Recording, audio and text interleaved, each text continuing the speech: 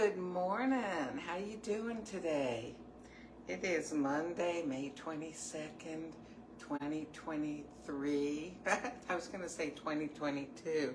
Oh, okay. It's 2023 and it is almost 7 a.m. I'm just going to pop this in the microwave because I decided, there we go. I decided this morning, let me get out my coffee spice basket. I haven't done this in a while. And I've been thinking about cardamom. I've got that baby aspirin lining my throat. I may need to just start swallowing them instead of chewing them. Okay. So this is ground cardamom. Oh, let me get that milk. And what I'm going to do is I am going to take one of Nespresso's old standards, one of the first coffees that they put out in, was it 1984 or 86? I can't remember now. I think it was 84 when they started making these things. And this is Cosi, C-O-S-I. And heat my machine up. What I'm going to do is I'm going to extract it into this lovely warm milk. And then I'm going to sprinkle some cardamom on top. Now, you know, whenever you sprinkle things on your coffee, you know how like a lot of coffee places, they'll have cinnamon and vanilla powder and chocolate powder and, you know, sometimes nutmeg and things like that.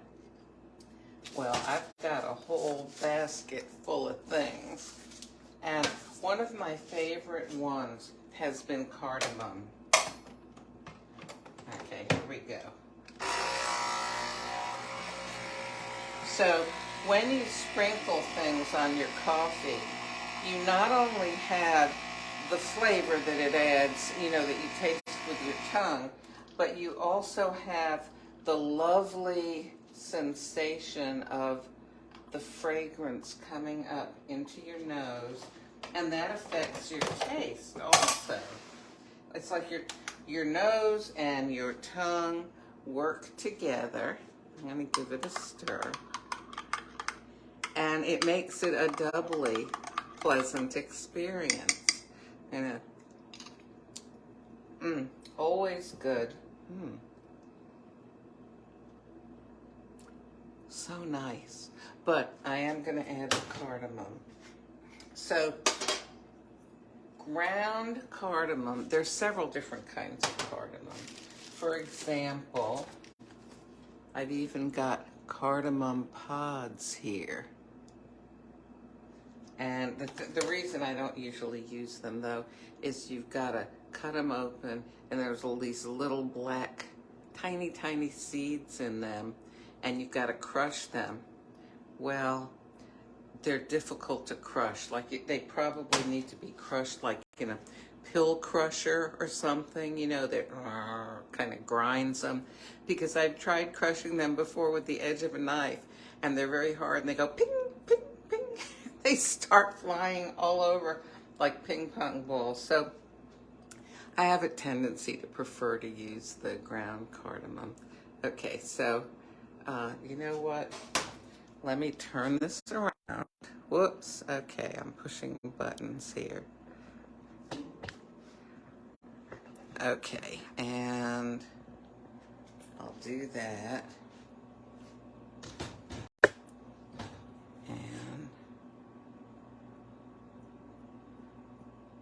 And of course, you always want to be careful. You want to know what size holes you're working with there and how it's going to come out.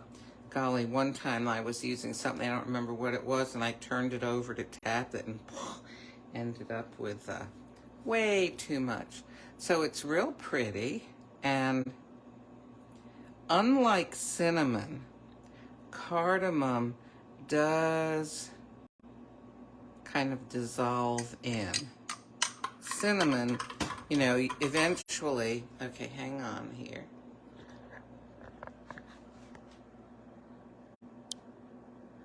There we go. Cinnamon eventually ends up on the bottom of your cup because it doesn't stay very well dissolved or distributed, perhaps I should say, in your drink. But cardamom pretty much dissolves in.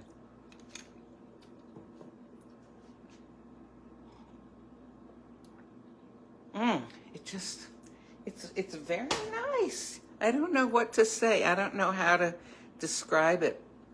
It's just very, very nice. Now, you can add sweetener. Of course, I'm down to using this coconut because my order from Jordan Skinny Syrups, which you can find, by the way, if you're looking online under skinnymixes.com. Am I telling you right here? Skinny Mixes, yeah. So I'm using the coconut, which doesn't have a whole lot of coconut flavor, so I'm sort of using it like a simple syrup to give some sweetness here.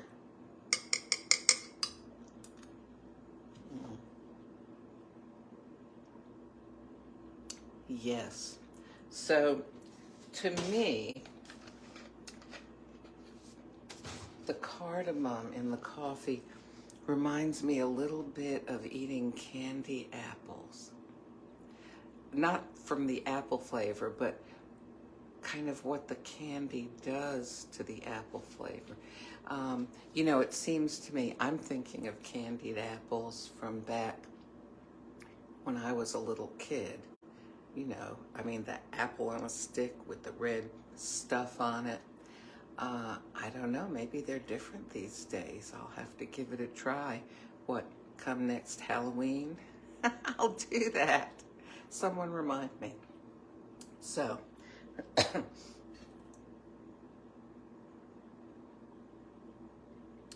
oh, that's just a lovely, lovely flavor. Now, cardamom is expensive. So, if you can find a smaller container of it than this, I think this was maybe $10 or $11. Yeah, really expensive. But I keep it in the dark inside a cabinet so the light won't be contributing to its breakdown, because light energy does act like heat, except it takes much, much longer time than heat does to break things down.